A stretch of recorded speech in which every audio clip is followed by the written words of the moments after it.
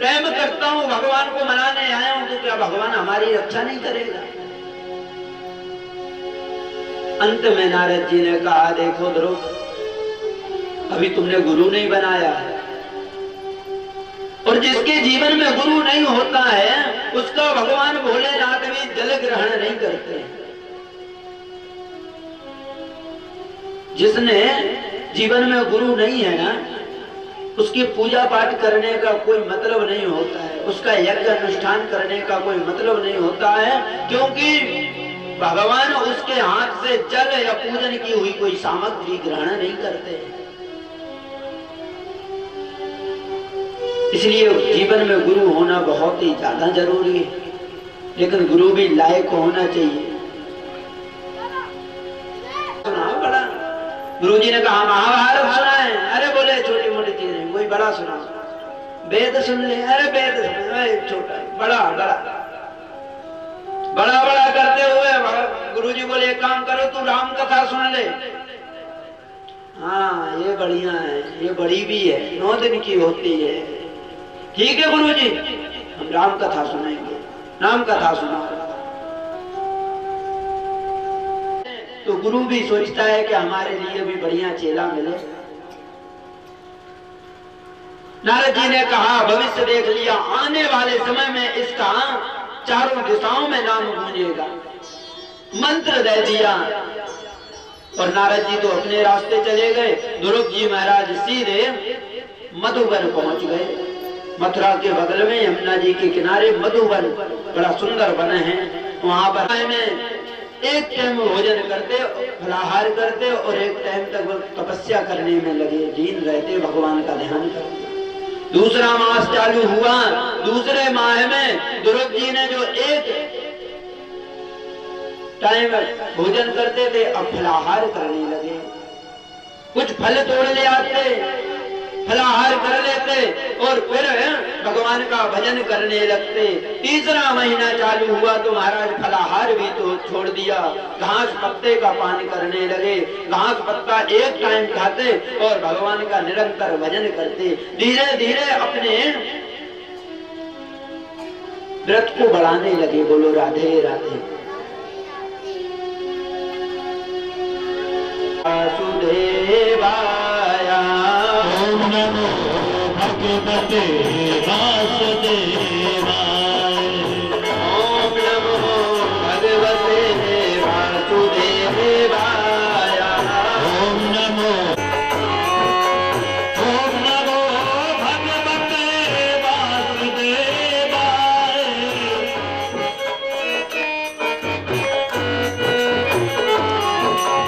ओम नमो भगवते वासुदेवाय।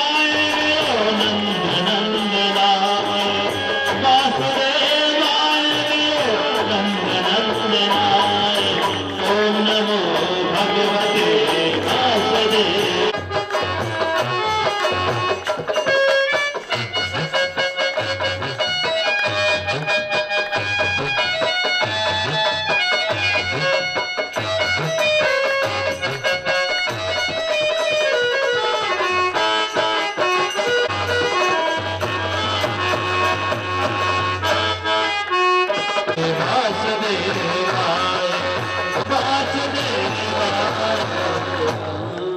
भागवत भगवान की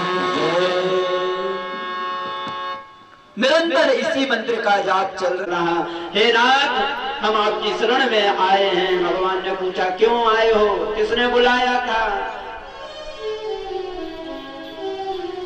भगवान बोले आने का कारण क्या है? हमने तो बुलाया नहीं। बोले आपने नहीं बुलाया, हम बहुत बेशरम हैं, बिना बुलाए आ गए। अरे बोले आ गए किस कारण? बिल्कुल अपनी नौकरी को वहीं छोड़ दिया, वृंदावन में आके सखी बन गए दोनों।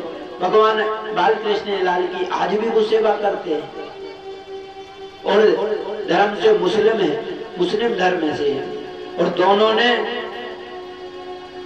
अपने पद को रिजाइन करके वृंदावन में आके सखी वेश में रहते हैं, भगवान का भजन करते हैं। इस समय उनकी वीडियो भी यूट्यूब पे बहुत ज्यादा वायरल है।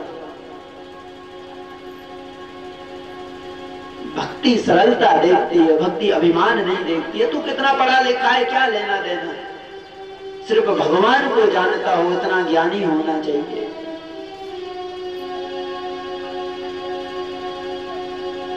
एक गांव था, एक नगर था, अपने ऐसे जैसा नगर है ना, ऐसे ही नगर था। नगर में महाराज एक मंदिर था रघुनाथ जी का, रघुनाथ जी का मंदिर था। जैसे अपने यहाँ भोलेनाथ का मंदिर है, वो रघुनाथ जी का मंदिर था। एक भोला नाम का व्यक्ति था, पढ़ा लिखा नहीं था बिल्कुल भी। सुमित जाति का था, नीची जाति का था, केवल जात का। इतना भोला, पढ़ा लिखा कुछ नहीं, सरल जीवन में इतना तो कोई भी पूछता महाराज क्या, सही बात जानते हो, भोला पर ब्याज के तय करके पैसा ले आया। और पहले का पुराना समय था तो उसमें चिट्ठियां लिखी जाती थी, इतना सिस्टम नहीं हुआ करता था महाराज, पहले चिट्ठियां लिखी थी। 200 रुपए सस्ता समय था, 200 रुपए उस समय विवाह के लिए सेठ जी के यहाँ से लेके आए और चिट्ठी लिख दी, दर ब्याज तय हो गया। और घर पे आके पुत्र को वो पैसा भोला ने दे दिया, जाओ विवाह कर लो। और मंगलमय विवाह, धूमधाम से विवाह हुआ। विवाह होने के बाद कुछ समय बाद भोले के पुत्रों ने धन को कमाया, पैसा कमाया और भोले को दे दिया, ये ब्याज सहित सेठ जी का पैसा वापस कर दो। भोला बेचारा भोला भाला था, बड़ा भोला था, गया सेठ जी के यहाँ और सेठ जी के लिए पैसा दिए, ब्याज का भी पैसा दिया। सेठ जी ने एक चिट्ठी दी भोले को, इस चिट्ठी में क्या लिखा है? बोला मैं पढ़ा लिखा नहीं हूँ, सब रघुनाथ जी जाने, मैं कुछ नहीं जानता, सब रघुनाथ जी जाने। बस यही इसका वाक्य था, बड़ा भोला था, सरल वाणी थी, बड़ी सरल बोली। सेठ जी के अंदर लालच आ गया। सेठ जी बोले जब पढ़ा लिखा नहीं है, लगता है इससे दोबारा भी पैसा ले सकते हैं। लालच आ गया, बोला एक काम करो, पानी ले आओ। और भोला पानी लेने के लिए गया, इसने चिट्ठी को बल दे दिया। एक चिट्ठी से ही वो चिट्ठी के लिए रखा, भोले के लिए चिट्ठी दे दी जिसमें सिंपल था, उसमें कुछ नहीं लिखा था, ऐसी चिट्ठी दी थी, पेन चला दिया उसमें। भोला ने उस चिट्ठी को लिया और मंदिर आके रघुनाथ जी के चरणों में रख दिया। हे रघुनाथ जी, आप ही जानो जो जानो। सेवा में लग गया। कुछ समय बीते, कुछ समय बीतने के बाद एक दिन सेठ जी आए। वहां के जज यशवंत जी थे, जो आज के समय में वृंदावन में। बोलो राधे राधे। देखो शोर मत करो, जितने लोग आ रहे हैं आराम से, जहां जगह मिलती है वहां बैठते जाओ। जहां पर भी आप लोगों को जगह मिल रही है आप लोग बैठते जाएं। बिल्कुल भी 1 घंटा बचा हुआ है कथा का, और अगर ऐसे ही शोर करोगे तो हम आध घंटे। नोटिस आ गया भोले के नाम का। पुजारी जी ने जब नोटिस पढ़ा तो पुजारी जी कहने लगे, भोला तेरे पुत्र ने तेरे को पैसे दिए थे, वापस नहीं दिए इसके। पुजारी जी के चरणों में गिर गया, माई बाप आप तो सब जानते हो। तो आंखों बोलनी चालू कर देती है। जिसकी कोई गलतियां हो तो ज्यादा मुंह नहीं बोल सकता है, उसकी आंखें ऑटोमेटिक बोलने लगती हैं, आंखों से आंसू निकलने लगते हैं। भोले के साथ भी यही हुआ। भोले के मुख ने बोलना बंद कर दिया और आंखों ने बोलना चालू कर दिया। जज साहब को दिया है, माई बाप मैंने पैसा वापस कर दिया था, पहनाई। क्योंकि पुजारी जी के अंदर मन में ऐसा भाव है कि आज हमारे राघव जी बाहर जाएंगे मंदिर में और अच्छे लगना चाहिए, पहली बार बाहर जा रहे हैं, इसलिए बड़ा सुंदर श्रृंगार किया राघव जी का।